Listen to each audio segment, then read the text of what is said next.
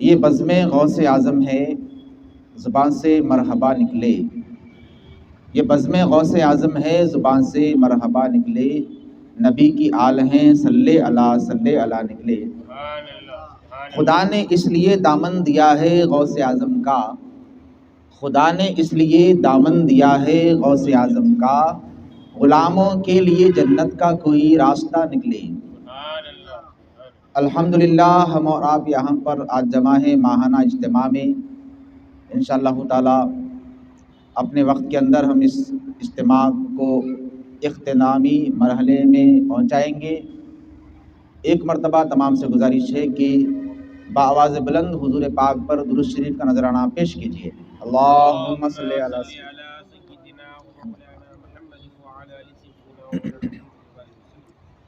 جیسا کہ ہم سب جانتے ہیں کہ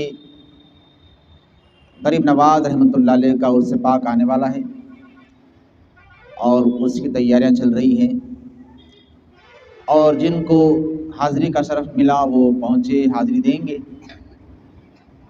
اب ہم اس سال اگر وہاں نہ جا سکے ہوں، دعا ہے کہ اللہ تعالیٰ آئندہ سال ہمیں بھی اجمیر کی بارگاہ کی زیارت نصیب فرمائے۔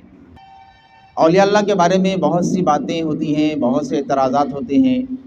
ہم یہاں پر جمع ہیں تو یہاں بھی ایک اللہ کا ولی آرام فرما ہے، سید شاہ عباس قادری رحمۃ اللہ علیہ۔ زیارت کو لوگ آتے ہیں، خواتین بھی آتی ہیں، مرد حضرات بھی آتے ہیں، لیکن اعتراض یہ ہوتا ہے کہ ولیوں کی بارگاہ کو جانا ہی نہیں چاہیے، نہ مرد جائیں نہ خواتین جائیں، یہ شرک ہے، ان کی قبروں پہ جا کے حاضری دینا شرک ہے، سجدہ کرنا شرک ہے، وغیرہ وغیرہ۔ یہ مر چکے ہیں نعوذ باللہ، یہ تمہاری سننے والے نہیں ہیں، یہ مردے ہیں، مردے کسی کی نہیں سنتے۔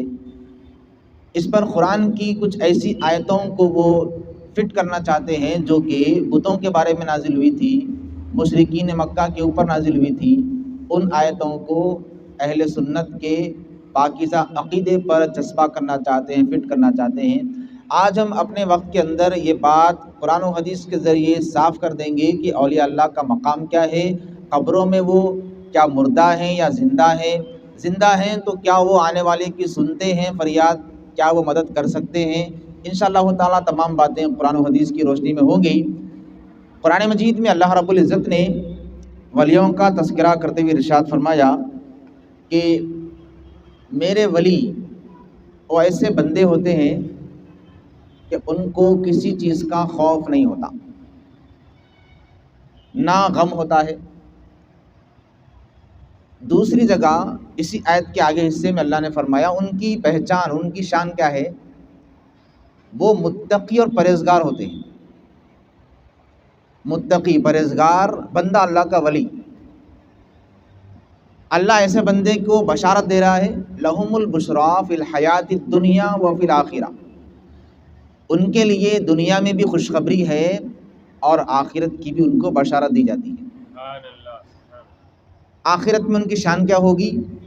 صحیح حدیث ہے کہ اللہ تعالیٰ قیامت کے دن ان کو نورانی ممبروں پر بٹھائے گا، اس شان سے بیٹھے ہوں گے کہ پیغمبر دیکھ کر رشک کریں گے، کیا یہ نبی ہیں، کیا یہ شہید ہیں جو ایسے نورانی ممبر پر جلوہ افروز ہیں، اس شان سے بیٹھے ہوئے ہیں، کیا پیغمبر ہیں، کیا شہید ہیں؟ تو ان سے کہا جائے گا نہ یہ نبی ہیں نہ شہید ہیں، یہ مصطفیٰ کی امت کے اولیاء اللہ ہیں۔ ایسی شان ان کو اللہ تعالیٰ عطا فرمائے گا۔ اور جب وہ خبروں سے اٹھیں گے، سورہ انبیاء میں اللہ تعالیٰ نے ان کی شان بیان کی۔ آج لوگ کہتے ہیں نا قیامت کے دن کوئی ولی کسی کے کام نہیں آئے گا، غریب نواز تمہارے کام نہیں آئیں گے، غوث اعظم تمہارے کام نہیں آئیں گے، عباس شاہ قادری تمہارے کام نہیں آئیں گے۔ قرآن بتا رہا ہے، سورہ انبیاء میں اللہ رب العزت نے ارشاد فرمایا جو اولیاء اللہ کی ذات ہوگی قیامت کے دن ان کے پاس اللہ فرشتوں کو بھیجے گا ان کے استقبال کے لیے، اور ان سے کہا جائے گا آج تمہارا ہی دن ہے، تم سے جو وعدہ کیا گیا تھا تمہارا دن ہے۔ کس سے کہا جائے گا؟ ولیوں کی ذات سے، ولیوں سے کہا جائے گا تمہارا دن ہے، ان کا استقبال ہوگا۔ ایک طرف تو قیامت کا منظر یہ ہے کہ کوئی کسی کو نہیں پہچانے گا، دھوپ کی تپش میں سب پریشان ہوں گے، سورج سوا نیزے پر ہوگا، کوئی کسی کو نہیں پہچانے گا۔ لیکن یہاں اولیاء اللہ کی ذات وہ ذات ہوگی کہ اولیاء اللہ ایسے ماحول میں بھی دیکھیں گے، دنیا میں جو لوگ ان کے ساتھ رہا کرتے تھے، جب اولیاء اللہ کو جنت میں جانے کا حکم ہوگا، اللہ فرمائے گا کہ جنت میں داخل ہو جاؤ، اولیاء اللہ عرض کریں گے مولا ہم کیسے جنت میں داخل ہو جائیں؟ ان لوگوں کا جو حساب نہیں ہوا، ان لوگوں میں کچھ ایسے لوگ بھی ہیں جو دنیا میں ہمارے ساتھ نمازیں پڑھا کرتے تھے، ہمارے ساتھ روزے رکھا کرتے تھے، ہمارے ساتھ تیری عبادت میں شریک ہوتے تھے، انہیں چھوڑ کر کیسے جنت میں داخل ہو جائیں؟ اللہ تعالیٰ حکم دے گا ٹھیک ہے، تم جسے چاہتے ہو جانتے ہو اپنا ہاتھ پکڑ لو، ساتھ جنت میں داخل ہو جاؤ۔ یہ ولیوں کی شان ہوگی۔ یہ حدیث بتا رہا ہوں، کوئی من گھڑت کسی عالم کی بات یا فتویٰ نہیں دے رہا میں، حدیث ہے، سرکار کی حدیث۔ ایک ایک ولی اپنے ساتھ 70 ہزار اپنے چاہنے والوں کو لے کر جنت میں داخل ہوگا قیامت میں۔ کیوں؟ ان کی محبت کی وجہ سے۔ ایک صحابی، بخاری کی حدیث ہے، بخاری کا نام اس لیے لے رہا ہوں کہ لوگوں کو تشویش رہتی ہے کہ کیا یہ حدیث بخاری میں ہے؟ بخاری کی ہے تو مانیں گے، بخاری کی نہیں ہے تو نہیں مانیں گے۔ چلیے بخاری کی حدیث کوٹ کر رہا ہوں میں آپ۔ ایک صحابی حضور کی بارگاہ میں حاضر ہوئے، عرض کیا حضور قیامت کب آئے گی؟ سرکار نے فرمایا قیامت کے لیے تیاری کیا کی ہے؟ عرض کیا حضور آپ سے محبت رکھتا ہوں۔ بتائیے کیا ان کے پاس نماز نہیں تھی؟ کیا ان کے پاس روزے نہیں تھے، اعمال نہیں تھے؟ سب کچھ تھا۔ کعبے کا طواف کرتے تھے، حج کرتے تھے، عمرہ کرتے تھے، اعمال کی بھرمار تھی۔ لیکن قربان جائیے اس صحابی پر، انہوں نے یہ نہیں کہا حضور میرے پاس اتنی نمازیں ہیں، میرے پاس اتنی روزوں کی تعداد ہے، اتنے نیک اعمال ہیں، نہیں، انہوں نے کہا حضور میرے پاس آپ کی محبت ہے۔ سرکار کیا جواب دے رہے ہیں؟ اب حضور نے بھی یہ نہیں فرمایا میری محبت سے کچھ نہیں ہوگا، عمل کرو، میں تو اپنی بیٹی کو بھی نہیں بچاؤں گا قیامت کے دن، میری محبت کیا کام آئے گی تم کو، ایسا بھی نہیں فرمایا۔ سرکار نے فرمایا سنو تم مجھ سے محبت رکھتے ہو نا، ایک خوشخبری سن لو، دنیا میں جو جس سے محبت رکھے گا آخرت میں وہ اسی کے ساتھ رہے گا۔ یہ بخاری شریف کی حدیث ہے۔ اسی محفل میں ایک صحابی تھے، وہ کھڑے ہو گئے۔ اب میں جو بات بتانے جا رہا ہوں حدیث پاک کی، قابل غور بات ہے۔ جو گمراہ کرنے والا ہے وہ یہ کہہ کر گمراہ کرتا ہے کہ ولیوں کی ذات اور ہے بھائی، ان کے ویسا عمل ہم کہاں کر سکتے ہیں، ان کو چھوڑو، عمل میں لگ جاؤ، ان کی محبت کچھ کام آنے والے نہیں ہے، دیکھو وہ بھی عمل کے ذریعے وہاں تک پہنچے، ایسا کہہ کے بھٹکا دیتا ہے۔ اب صحابی کیا کہہ رہے ہیں؟ یہ سب سننے کے بعد اس صحابی سے سرکار سے عرض کرنے لگے یا رسول اللہ میں صدیق اکبر سے بھی محبت کرتا ہوں، فاروق اعظم سے بھی محبت کرتا ہوں، حالانکہ میرا عمل ان کے عمل کے ویسا نہیں ہے، تو کیا میں بھی ان کے ساتھ رہوں گا قیامت میں، آخرت میں؟ سرکار نے فرمایا ہاں اگر تمہارا عمل ان کے جیسا نہیں بھی ہے تو محبت کی وجہ سے تم ان کے ساتھ رہو گے جنت میں۔ دیکھیے حضور کی حدیث اتنی واضح ہو گئی کہ اللہ کی جو رحمت ہے وہ بندوں پر صرف عمل کی وجہ سے نہیں پڑتی، بلکہ جو نسبت اور محبت رکھتا ہے اس پر اللہ اپنی رحمت نچھاور فرما دیتا ہے، اس کو اپنی رحمت سے نواز دیتا ہے۔ اب آ جاتے ہیں، کیا ولی قبر میں زندہ ہیں؟ کیا ان سے مانگا جا سکتا ہے؟ کیا وہ مرادیں پوری کر سکتے ہیں؟ چلیے قرآن مجید کی ایک آیت ہے، یہ لوگ لے کر اس آیت کو اولیاء اللہ کی ذات پر چسپاں کرتے ہیں، ولیوں کی بارگاہوں سے دور کرنے کے لیے۔ سورہ فاطر کی ایک آیت ہے، اس کا حصہ پڑھتا ہوں میں، وَمَا أَنْتَ بِمُسْمِعٍ مَنْ فِي الْقُبُورِ۔ مطلب یہ ہے اللہ تعالیٰ اپنے حبیب سے فرما رہا اے حبیب آپ جو لوگ قبروں میں ہیں نا ان کو نہیں سنا سکتے۔ اب یہ آیت آ گئی، اب بولنے والے کو موقع مل گیا، دیکھو جا کے آپ غریب نواز کی بارگاہ میں عرض کرتے یا غریب نواز میری حاجت پوری کر دیجئے۔ اللہ فرما رہا حضور سے اے حبیب آپ وہ خبر والوں کو نہیں سنا سکتے، تو مطلب یہ ہے تمہارا قبر پہ جا کے ولیوں سے یہ حاجتیں بیان کرنا شرک،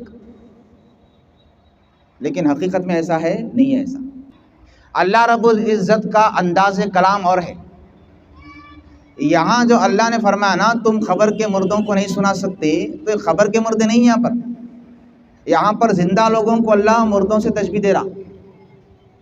حضور کو اتنی فکر رہتی تھی کافروں کو مسلمان بنانے کی، بار بار ان سے یہ فرماتے ہیں کہ اسلام میں داخل ہو جاؤ، اسلام میں داخل ہو جاؤ، اسلام میں داخل ہو جاؤ، وہ نہیں ہوتے تھے تو صدمہ لے لیتے تھے سرکار، میرا اتنا سمجھانے پر، میرے اتنے معجزے دکھانے پر بھی یہ مسلمان نہیں ہو رہے، کیسی قوم ہے، صدمے میں آ جاتے تھے۔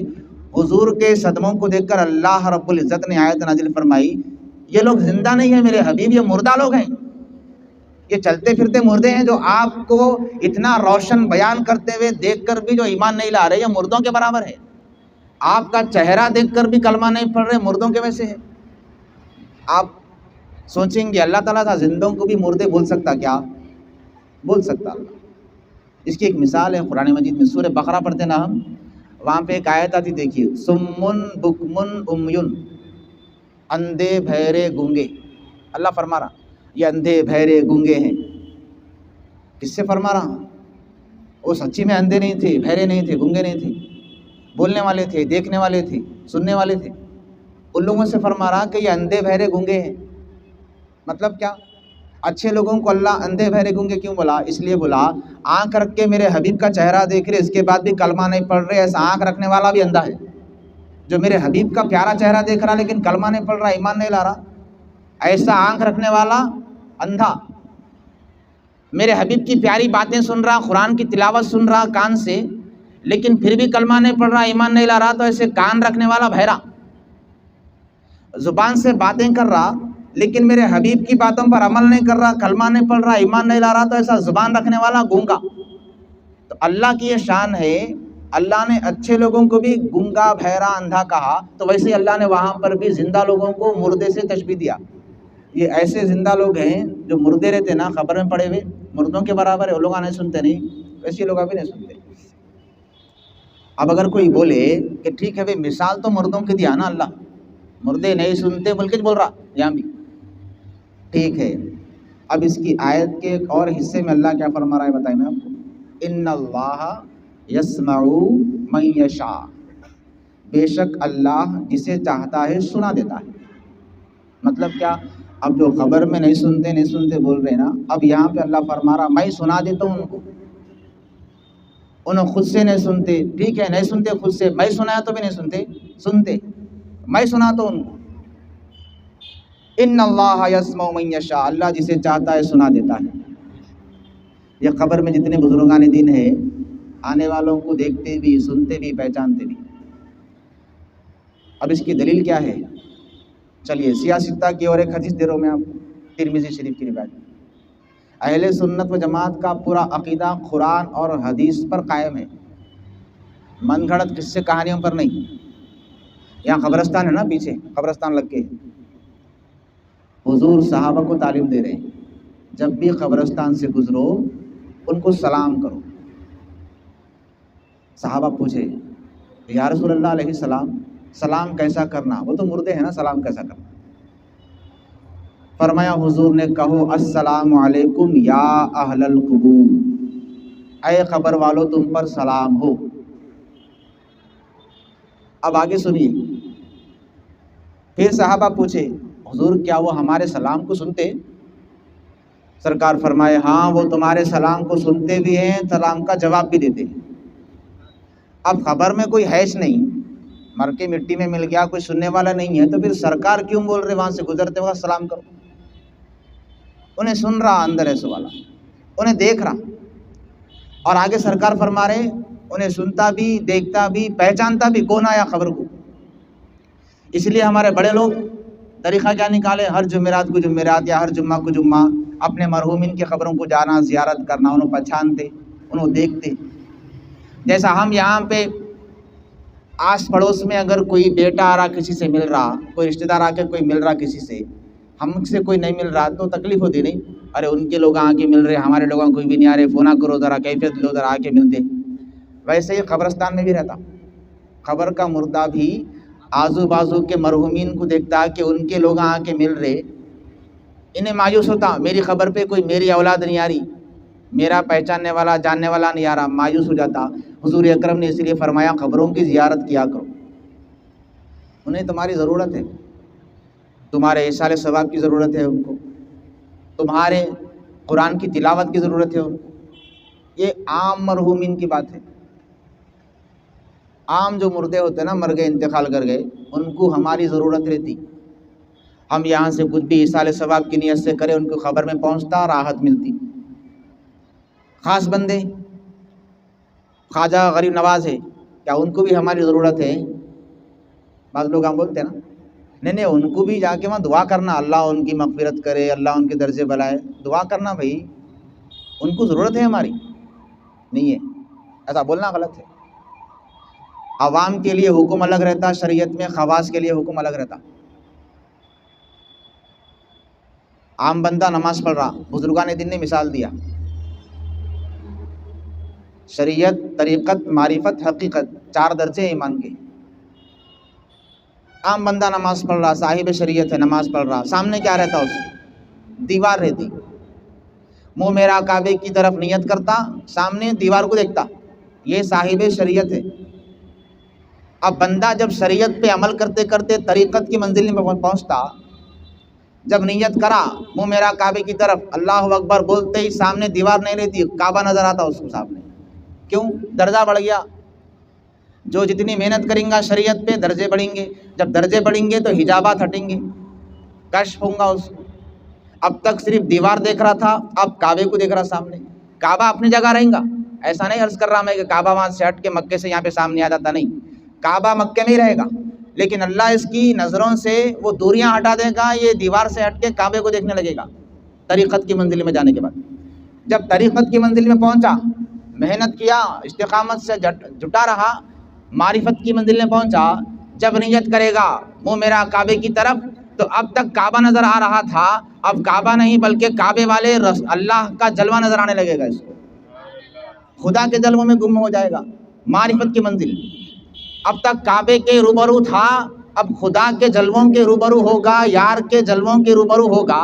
جب معرفت کے درجے سے اوپر کا درجہ حقیقت میں پہنچے گا، تو پھر جب نماز کی نیت باندھے گا منہ میرا کعبہ شریف کی طرف گئے کر، تو اب اس کی منزل میں ایک اور ایسا کشف ہوگا، ایک اور اتنا بڑا درجہ اس کو ملے گا۔ اب تک تو یار کے روبرو تھا، اب حقیقت کی منزل میں پہنچ کر نماز پڑھے گا تو یار کے ہو بہو ہو جائے گا، ایسا ہو بہو ہوگا کہ اس کا چہرہ دیکھے گا بندہ تو جو غیر مسلم ہوگا چہرہ دیکھ کر مسلمان ہو جائے گا، مسلمان ہوگا چہرہ دیکھ کر طریقت کی منزل میں آ جائے گا۔ غریب نواز رحمت اللہ علیہ وہی منزل پہ تھے کہ جب کافروں نے چہرہ دیکھا آپ کا، کلمہ پڑھ کر اسلام قبول کر لیا۔ کیوں؟ ہو بہو یار کی منزل میں تھے۔ ایسے ہی جب انتقال ہو جاتا ہے بندے کا، تو ہر بندہ عام بندہ نہیں رہتا، ہر مرحوم عام مرحوم نہیں رہتا، بلکہ وہ خاص درجے پر فائز رہتا ہے۔ عام مرحوم کو ہماری ضرورت ہوتی ہے، لیکن خاص مرحوم ایسے ہوتے ہیں ہمیں ان کی ضرورت ہوتی ہے۔ اس کی مثال دنیا میں ہے ہمارے سامنے۔ مرنے کے بعد کوئی کسی کے کام نہیں آ سکتا، کوئی کسی کی سفارش نہیں کر سکتا، کوئی کسی کی شفاعت نہیں کر سکتا، یہ عقیدہ بدعت ہے۔ جنازے کی نماز ہوتی ہے نا، جنازے کی نماز میں نابالغ کے لیے دعا الگ ہے، بالغ کے لیے دعا الگ ہے۔ بالغ کے لیے دعا کیا ہے؟ اے اللہ اس کی مغفرت فرما، ہم سب مل کر اس کے حق میں دعا کرتے ہیں کہ اس کی مغفرت ہو۔ نابالغ کی ایسی نہیں ہے، نابالغ کا جنازہ آتے ہی دعا بدل جاتی، کیا ہوتی؟ اے اللہ اس مرحوم کے صدقے ہماری مغفرت فرما، وہاں پہ چینج ہو گیا۔ مردہ کسی کی شفاعت نہیں کر سکتا۔ ارے بھائی جو جنازے میں نابالغ لڑکا یا لڑکی لیٹی ہوئی ہے وہ کون ہے؟ زندہ ہے مردہ؟ مردہ ہے، دعا کیا کر رہے؟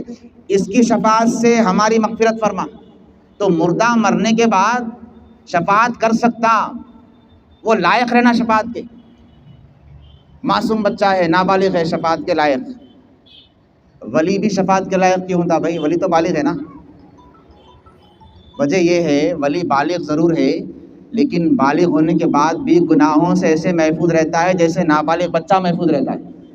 ولی بالغ ہونے کے بعد بھی اپنے آپ کو ایسا سنبھال کے رکھتے، نفس پر کنٹرول ایسا رہتا، کوئی گناہ نہیں کرتے، اس واسطے اللہ بھی ان کو شفاعت کے لائق بنا دیتا۔ غریب نواز رحمت اللہ علیہ اس شان کے ولی، ان کے دربار سے لوگوں کی مرادیں پوری ہوتی ہیں۔ بانی جامع نظامیہ نے ارشاد فرمایا، امام انوار اللہ فاروقی رحمت اللہ علیہ، لوگوں کی مرادیں اولیاء اللہ کے صدقے پوری ہوتی ہیں، اسی لیے اولیاء اللہ وہاں آرام فرما ہوتے ہیں اور ساری دنیا ان کے پاس آ کے در پہ بھیک مانگتی ہوگی۔ بادشاہ بڑے بڑے گزرے، ان کے بھی مقبرے بڑے بڑے ہیں، گنبدیں بڑی بڑی ہیں، لیکن وہاں پر کوئی نہیں جاتا مراد ماننے کے لیے۔ کیوں؟ وہ ایسے مقبرے ہیں، وہ ایسے مرحوم ہیں کہ انہیں ہماری ضرورت ہے، اور غریب نواز ایسے بندہ خاص مرحوم ہے کہ ہمیں ان کی ضرورت ہے۔ وہ جب تک دنیا میں رہتے ہیں، زندہ بھی رہتے ہیں، وصال سے پہلے بھی تو لوگوں کے مددگار رہتے ہیں، وصال کے بعد بھی امت کے مددگار رہتے ہیں۔ اچھا وہ سنتے کیسا ہیں بھائی؟ اولیاء اللہ سنتے ہیں۔ ابھی ہم نے ایک حدیث کی دلیل دے دی۔ چلیے اب کوئی یہ سوال کر سکتا نا کہ بھائی قبر کے پاس جا کے ان کو اپن سلام کرے تو انہوں سنیں گے، ٹھیک ہے، سمجھ میں آ گیا، حدیث میں ہے کہ قبر والے سنتے، سلام کرے تو ٹھیک ہے۔ اب کوئی خبر کو نہیں گیا، ہم یہاں پر بیٹھے ہوئے ہیں نلگنڈا میں، چوٹپل درگاہ شریف میں، اجمیر ہے دلی میں، اجمیر شریف وہاں پہ، غریب نواز اجمیر میں ہے، تو ہم یہاں سے پکاریں تو کیا وہ وہاں سے سنتے؟ خبر میں خبر کے پاس کھڑے رہ کے پکارے، سن لے رہے، حدیث میں آ گیا، ٹھیک ہے۔ اب ہم خبر سے دور ہیں، غریب نواز اجمیر میں، ان کی خبر وہاں، ہم یہاں، اب یہاں سے ہم سلام بھیجے، یہاں سے ہم فریاد کریں تو کیا وہاں سے انہوں سنتے؟ اس کی کیا دلیل ہے؟ اس کی بخاری کی حدیث دے رہا ہوں میں آپ۔ اللہ کیا فرما رہا؟ جب میں کسی کو اپنا محبوب بنا لیتا ہوں نا، ولی بنا لیتا ہوں، دوست بنا لیتا ہوں، تو میں اس کے کان بن جاتا ہوں جس سے وہ سن رہا۔ اب اجمیر میں غریب نواز ہے، ہم یہاں بیٹھ کے ان کو یاد کر رہے، پکار رہے، انہوں کیسا سنتے؟ یہ ہم کو سمجھنے کی ضرورت اگر ہے تو بخاری کی اس حدیث سے سمجھ، اور اللہ فرما رہا ہے تم ان کی طرف مت دیکھو، ارے کان ان کے ہوتے ہیں، سننا ہمارا ہوتا ہے۔ وہ اجمیر میں ضرور رہتے ہیں لیکن پوری دنیا کی آواز سنتے ہیں، کیوں؟ ہم ان کی سماعت بن جاتے ہیں۔ جس کو میں اپنا ولی بنا لیتا ہوں اس کی سماعت بن جاتا ہوں، جس کو میں اپنا ولی بنا لیتا ہوں اس کی آنکھ بن جاتا ہوں جس سے وہ دیکھتا ہے۔ تو اجمیر میں رہتے ہیں لیکن دیکھتے ہیں پورے دنیا کے غلاموں کو، کیوں؟ اللہ ان کی بصارت بن گیا۔ اور کیا بات ہے؟ یہ بھی سمجھ میں آ گیا کہ ہم یہاں سے پکارے وہ وہاں سے سن سکتے۔ مدد، اچھا ان کے پاس جا کے ان سے مانگ سکتے ہیں، اے خواجہ غریب نواز ہم کو اولاد دیجئے۔ بھئی اولاد دینے والا تو اللہ ہے نا، ایسا خواجہ صاحب سے اولاد مانگنا سیکھنے ہوں گا؟ نہیں ہوتا۔ ایک چھوٹا سا فرق رہتا بس، وہ بتا رہے ہم آپ کو۔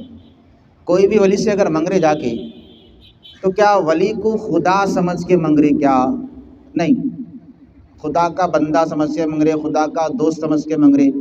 تو اب جب خدا کا دوست سمجھ کے مانگ رہے تو شرک نہیں ہوتا، خدا سمجھ کے مانگ رہے تو شرک ہوتا۔ اور کوئی بھی سنی مسلمان کسی بھی ولی سے جب مانگتا نا، خدا سمجھ کے نہیں مانگتا، خدا کا دوست سمجھ کے مانگتا۔ یہ اپنی اپنی کیفیات پر منحصر ہے۔ کوئی جا کر ان کا وسیلہ لے کے مانگ رہا، یا خواجہ صاحب آپ اللہ کے ولی ہیں، اللہ سے دعا کیجئے میرے کو اولاد ہو جائے، یہ بھی جائز۔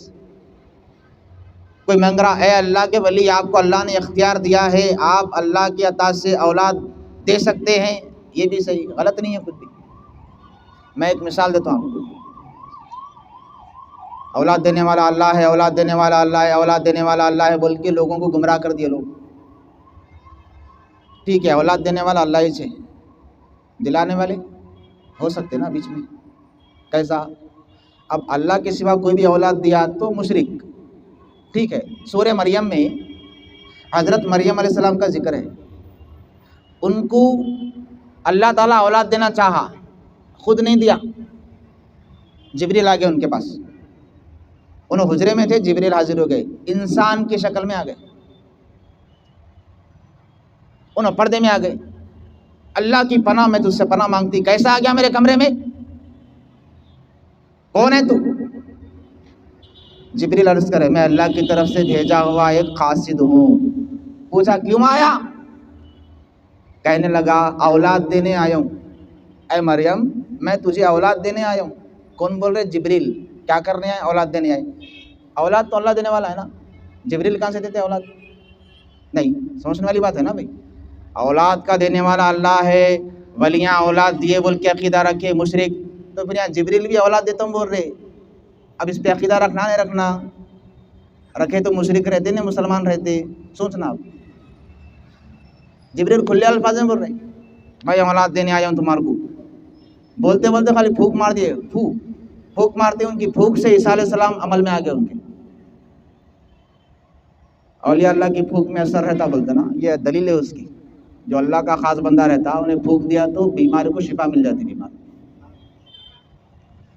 جبریل بول رہے ہیں میں دے رہا ہوں اولاد. قرآن اٹھا کے دیکھ لو، سورہ مریم پڑھ لو، میں اولاد دینے آیا ہوں، میں اولاد دے رہا ہوں، میں اولاد دے رہا ہوں. تو جبریل اولاد دینے کا عقیدہ رکھے تو مشرک نہیں. ایک اللہ کا ولی اولاد دے سکتا ہے بول کے عقیدہ رکھ رہے، وہ مشرک کیسے ہوگا بھائی؟ اب اگر کوئی کہے، آپ اس سے پوچھئے، اس سے سوال کریے بھائی اولاد کا دینا اللہ کا نا، اور پھر یہ جبریل کیسا دے رہے اولاد؟ انہیں خلاصہ کرتا. اب بچنا ہے اس کو، خود کو بچانا ہے نا، خلاصہ کرتا کیا نہیں، جبریل کو اولاد دے کر بھیجا اللہ، دینے والا بنا کر بھیجا. اب جواب دینا، جب جبریل کو اولاد دینے والا بنا کر بھیج سکتا تو غوث و خواجہ کو اولاد دینے والا بنا کر نہیں بھیج سکتا؟ فرشتے کا مقام ولیوں سے چھوٹا رہتا، ولی فرشتوں سے بڑا رہتا. کیوں؟ فرشتے میں نفس نہیں ہے، ولی میں نفس ہے. نفس گمراہی کی طرف، گناہوں کی طرف لے جاتا. فرشتے کو معلوم ہی نہیں گناہ کیا ہے، فرشتے کو معلوم ہی نہیں برائی کیا ہے، چھوٹا درجہ اس کا. بندے کو، انسان کو معلوم گناہ کیا ہے، نفس کیا ہے، پھر بچ رہا اس سے. اس واسطے اللہ تعالیٰ اس ولی کا مقام فرشتوں سے افضل بنا دیا. کیوں؟ نفس رہتے ہوئے نفس پہ کنٹرول ہے. اور بخاری کی حدیث، آخری بات بول کے بات ختم کر دوں. اسی حدیث میں آگے اللہ فرما رہا، میں جس کو اپنا ولی بنا لیتا ہوں نا، دوست بنا لیتا ہوں، اس کی شان یہ رہتی میں اس کے کان بن جاتا ہوں، آنکھ بن جاتا ہوں، زبان بن جاتا ہوں، ہاتھ بن جاتا ہوں، پیر بن جاتا ہوں. اور جب وہ بندہ کوئی سوال کرتا نا مجھ سے، کوئی مانگتا، وہ مانگتے اس کو عطا بھی کر دیتا ہوں. اس واسطے سب مل کے ولیوں کی بارگاہ میں جاتے دعائیں کرنے. کیوں؟ ارے ہم ایسے نافرمان شکوہ شکایت کرنے والے بندے، تھوڑی سی تکلیف آ گئی شکوہ کر دیتے، شکایت کر دیتے.